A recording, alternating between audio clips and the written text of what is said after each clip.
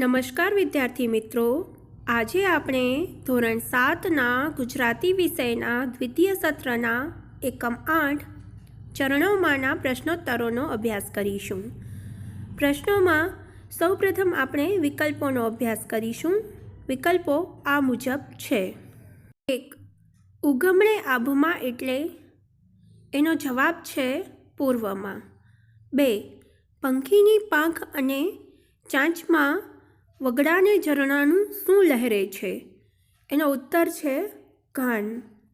3. ધરતીની મહેક પીને કોણ ચકચૂર થયું છે? એનો જવાબ આવશે વાયુ. 4. કિરણોના ઝીણા સૂર ક્યાં રેલાઈ રહ્યા છે? એનો જવાબ આવશે ઝાકળમાં. 5. ચરણોમાં કાવ્યના કવિનું નામ જણાવો. એનો જવાબ આવશે યોસેફ મેકવાન. વિકલ્પોનો અભ્યાસ કર્યા પછી આપણે ખરા ખોટાઓનો અભ્યાસ કરીશું. ખરા ખોટા આ મુજબ છે. 1. ચરણોમાં કાવ્યનો પ્રકાર ઉર્મિગીત છે. ખરું. 2. ચરણોમાં કાવ્યમાં કવિ બપોરનું વર્ણન કરે છે. ખોટું. 3. આભમાં રંગ રેલાય છે. ખરું. 4. કવિ કલ્પનાની દોરે સરી જાય છે. સાચું અથવા ખરું. 5. વાયુ પાણી પીને ચકચૂર છે. એનો જવાબ છે ખોટું. 6. ઝાકળમાં વાદળના સૂર રેલાઈ રહ્યા છે. એનો જવાબ છે ખોટું. ખરા ખોટાઓનો અભ્યાસ કર્યા પછી આપણે ખાલી જગ્યાઓનો અભ્યાસ કરીશું. જેમાં પહેલી ખાલી જગ્યા છે ખાલી જગ્યા આભમાં રેલાયા રંગ. આ ખાલી જગ્યામાં જવાબ આવશે ઉગમણે. બીજી ખાલી જગ્યા છે પંખીની પાંખમાં ખાલી જગ્યા ચાંચમાં. આ ખાલી જગ્યામાં જવાબ આવશે નાનકડી. 3. દૂર અને પાસમાં લીલેરા ખાલી જગ્યા. આ ખાલી જગ્યાનો જવાબ આવશે ઘાસમાં. 4. ધરતીની ખાલી જગ્યા પીતો વાયુ ચકચૂર. આ ખાલી જગ્યામાં જવાબ આવશે મહેક. ખાલી જગ્યાઓ પછી આપણે એક વાક્યમાં ઉત્તર લખો એ પ્રકારના પ્રશ્નોનો અભ્યાસ કરીશું. પ્રશ્નો આ મુજબ છે. પહેલો પ્રશ્ન છે, ઉગમણે આભમાં શું દેખાય છે? એનો ઉત્તર છે ઉગમણે આભમાં રંગો રેલાતા દેખાય છે. બીજો પ્રશ્ન છે, ચરણોમાં ચાલવાનો ઉમંગ શા માટે ઉછળે છે?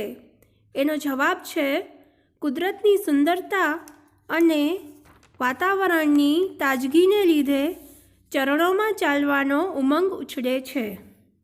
ત્રીજો પ્રશ્ન છે, પંખીની પાંખમાં અને નાનકડી ચાંચમાં શાના ઘાન લહેરે છે?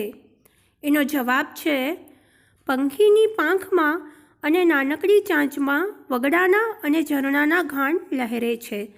ચોથો પ્રશ્ન છે, મન ક્યાં આડોટે છે? એનો જવાબ છે મન દૂર અને પાસે પથરાયેલા લીલા ઘાસ પરના ઝાકળમાં આડોટે છે.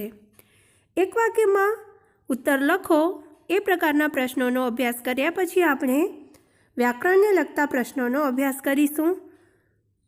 વ્યાકરણને લગતા પ્રશ્નોમાં સૌપ્રથમ આપણે સમાનાર્થી શબ્દોનો અભ્યાસ કરીશું. સમાનાર્થી શબ્દો આ મુજબ છે. ઉગમણું. ઉગમણું શબ્દનો સમાનાર્થી શબ્દ પૂર્વ છે. આભ. આભ શબ્દનો સમાનાર્થી શબ્દ આકાશ કે ગગન છે. ઉમંગ. ઉમંગ શબ્દનો સમાનાર્થી શબ્દ ઉત્સાહ, હોંશ કે આનંદ છે.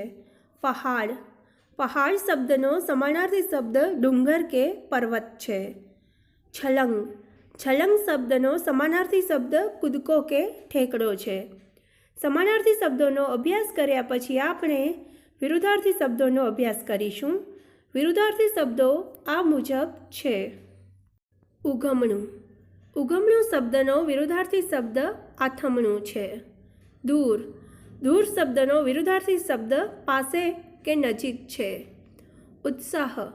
ઉત્સાહ શબ્દનો વિરુદ્ધાર્થી શબ્દ નિરુત્સાહ છે. આકાશ. આકાશ શબ્દનો વિરુદ્ધાર્થી શબ્દ પાતાળ છે. અહીં આપણી એકમ 8 ચરણોમાંના પ્રશ્નોત્તરોની સમજૂતી પૂર્ણ થાય છે.